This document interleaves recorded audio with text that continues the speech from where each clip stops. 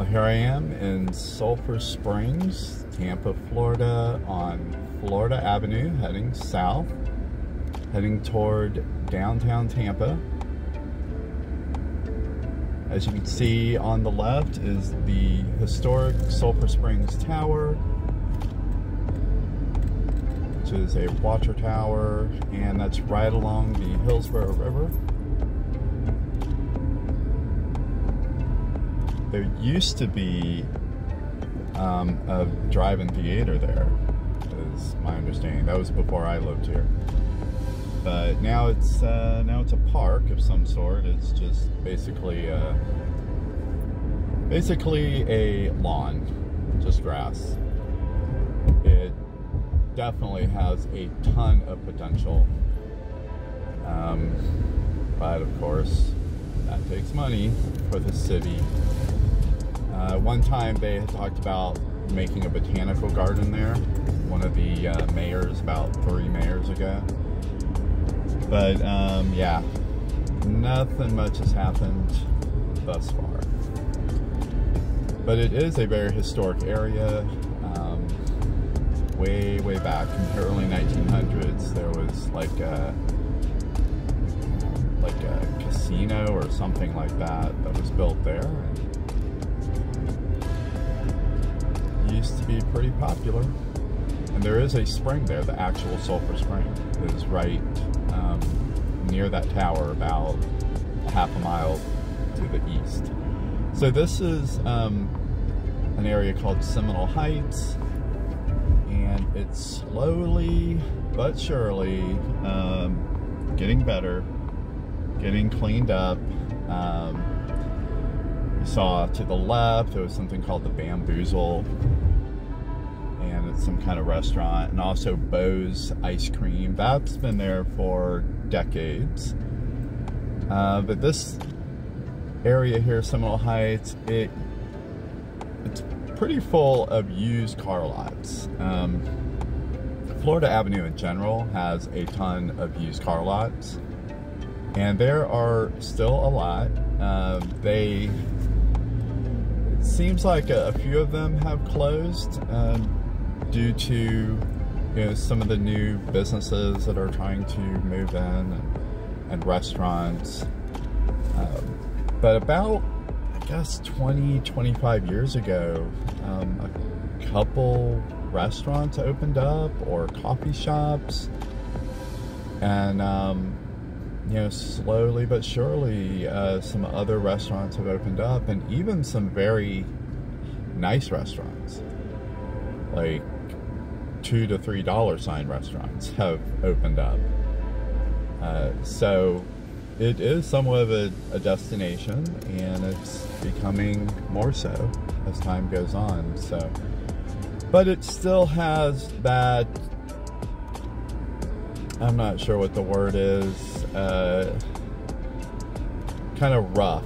It's kind of rough around the edges, and a lot of people like that. However, I think if you go back to the early 1900s, Seminole Heights was a nice suburban neighborhood, and there was a mix of businesses like you see here, but of course they were brand new at the time. New garages and other businesses. I'm pretty sure that there weren't very many used car dealerships back in the first part of the 1900s. But all kinds of businesses, a few homes here. But yeah, you can see restaurants that have moved in, cafes, and diners now. Some bars are here. See something called Social House. Dry cleaners, that's probably been here for 40, 50 years. Some convenience stores, and a lot of other businesses that were here, little manufacturing businesses, and warehouses. But on the left, there's something called Trophy House, which looks very nice.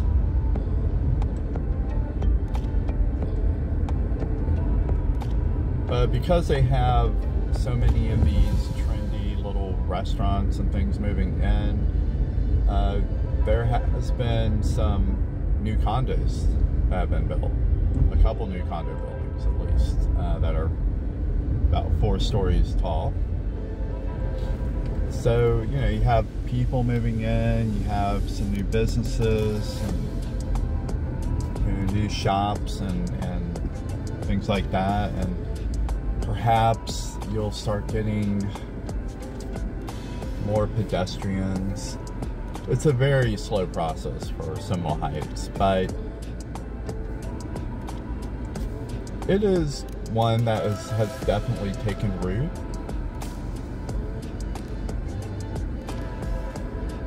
And it's definitely on an upward trajectory. Right here is Hillsborough Avenue, and you know, one thing that a lot of people will point out is before Interstate 275 was built, which I'm not sure, I think it was in the 1960s. But before Interstate 275, which originally was Interstate 75 when it was built, but anyway, Seminole Heights was a continuous neighborhood on both sides of the interstate. And so you can find nice, quaint neighborhood areas on the other side of the interstate as well, in the same bungalow style that there is over on this side. So the bungalows and things like that, the nice restored houses, are behind the commercial district here. So over by Hillsborough High School and north of it, I mean, there is a Starbucks near here as well. So I don't know if that's a sign of things, but here we're south of Hillsborough Avenue, still the Seminole Heights area. You have restaurants, you have a bakery here, which has been here a very long time, baking specifically Cuban bread. It's very, very good. But yeah, you have some quirky little stores. The Dollar Tree moved in here like 5-6 years ago, which actually I think might have started out as another kind of discount store, and the residents were not happy about it. But anyhow, Cappy's Pizza is great, and several other places. So still Seminole Heights here, but then it starts to transition to a different heights, called Tampa Heights. And I think, if I'm not mistaken, that is across Martin Luther King. I think that's the dividing line. I could be a little wrong about that. It could be like a, you know, a section of blocks that could be considered both. But yeah, so here's some of the bungalows that you see in the neighborhoods off Florida Avenue. Florida Avenue became a one-way street heading south from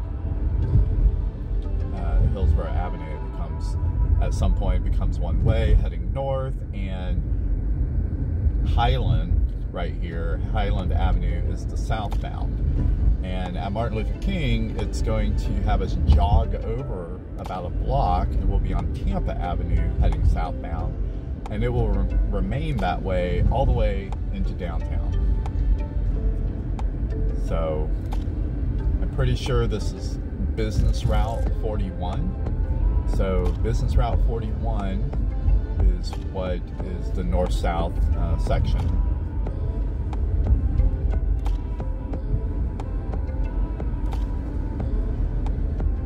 So this area has been improving for many decades, and it's pretty decent. By the way, the Hillsborough River is on the right, about 6 blocks or so. And here we are at Martin Luther King Jr. Boulevard.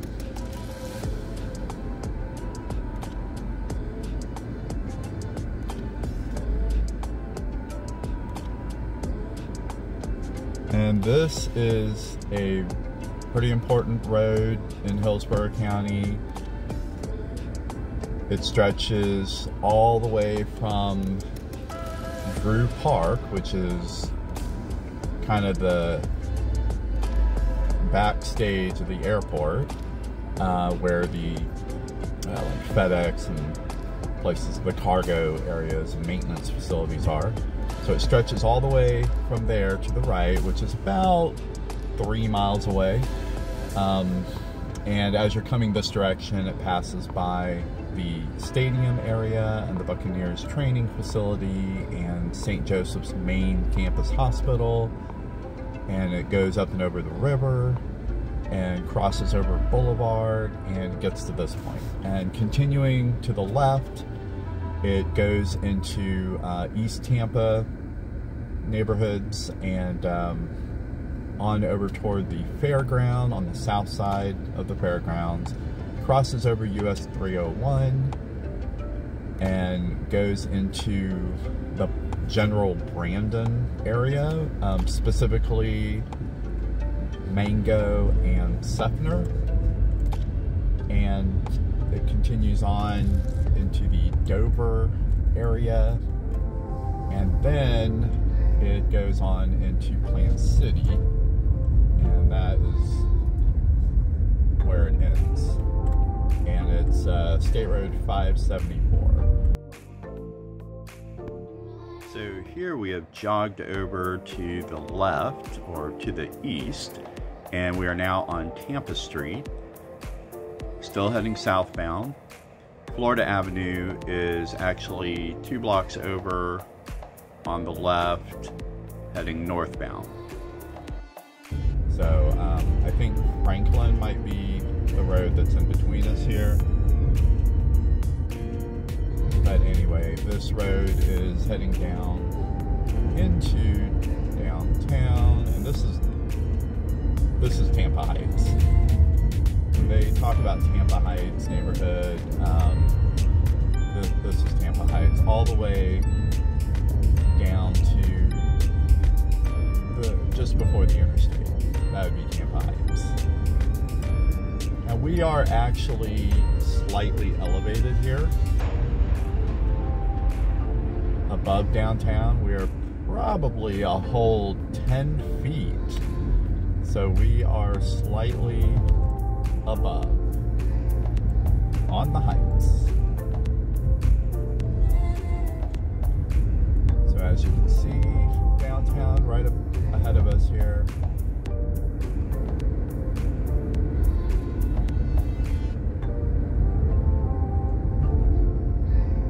There's still a lot of properties that are available for improvement. It looks like several vacant pieces, or maybe homes that were completely dilapidated, were purchased and turned into some new condos. We just passed one of those on the left, and I'm not a super big fan of them because they're in a modern box style. They don't have much character.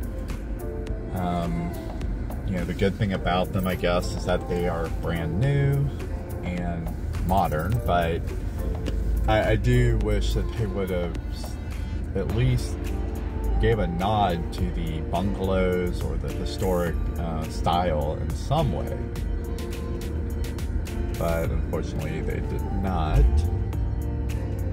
So here we are at Columbus. Columbus is also a pretty important road, crossing Hillsborough County, and it to the right it goes toward the airport, and actually goes over to the area of West Shore and the entrance to the airport. Of course, it changes names a few times going that direction. To the left, it kind of runs into 7th Avenue and Broadway, heading out toward Seffner.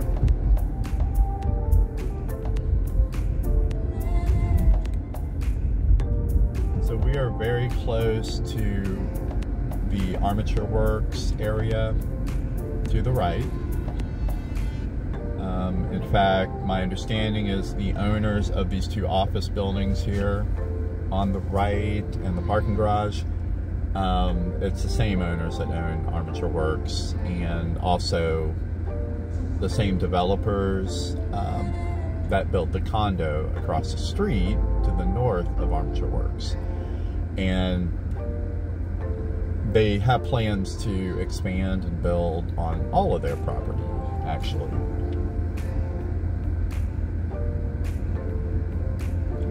Palm Avenue, where we're at right now, is a very useful road because it goes from the Armature Works area all the way over into Ybor City.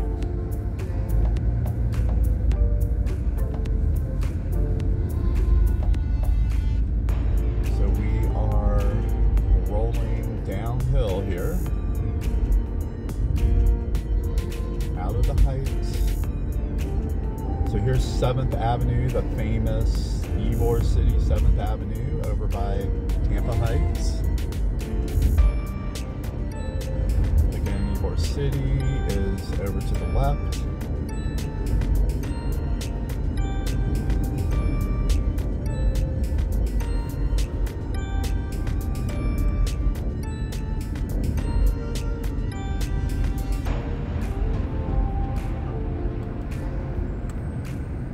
And of course, this is Interstate 275 overhead that we are about to go under.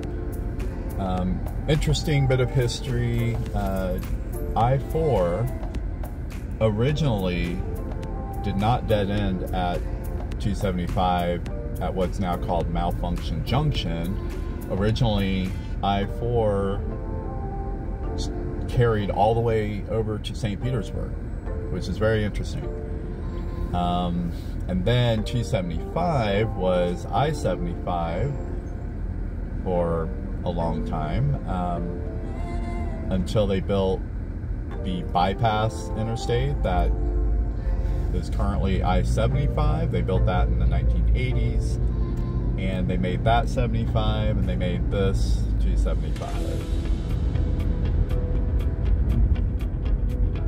So here we are downtown Tampa, and lots of development going on here. You can see on the right, there's a tower being built, which is, I think it's called the AER, and it's right next to the Straz.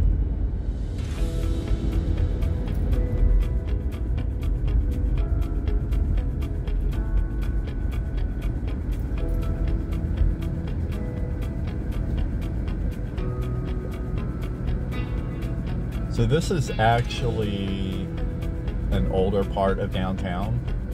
Here at Tyler and Cass and Zach, Twiggs, and those streets, and Polk.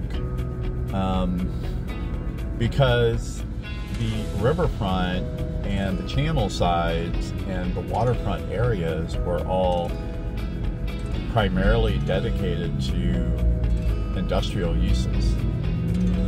Where you had a lot of the train lines, loading and offloading the boats and the trains and warehouses, things of that nature. So the actual downtown was up here, away from the water. You know, of course, nowadays, most towns are developing their waterfront into places like parks and places to relax and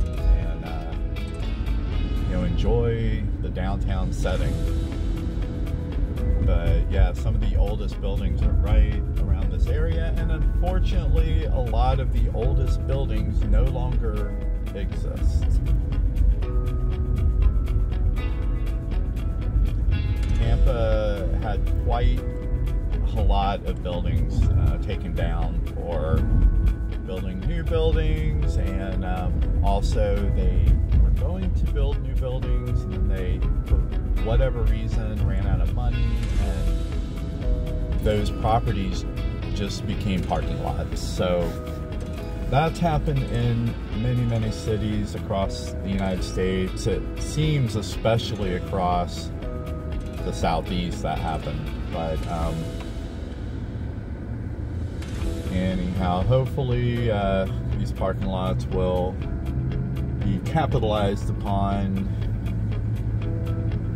and they will build some nice mixed-use high-rise or mid-rise buildings.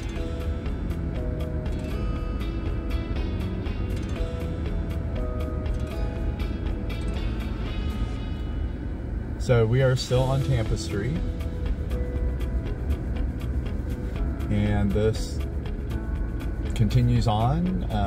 Straight ahead is the Tampa Convention Center. Instead of doing like what Orlando did, building the convention center like where the fairgrounds are or something, they decided instead it'd be better to build it downtown. And I guess that has a positive of being downtown and on the waterfront, but there are negatives as well. Number one, it's very hard to expand. Number two, it just creates this monolith on the waterfront and takes away valuable, in my opinion, parkland. But, you know, it is what it is for now. So that is a little drive. I hope you enjoyed that, and God bless.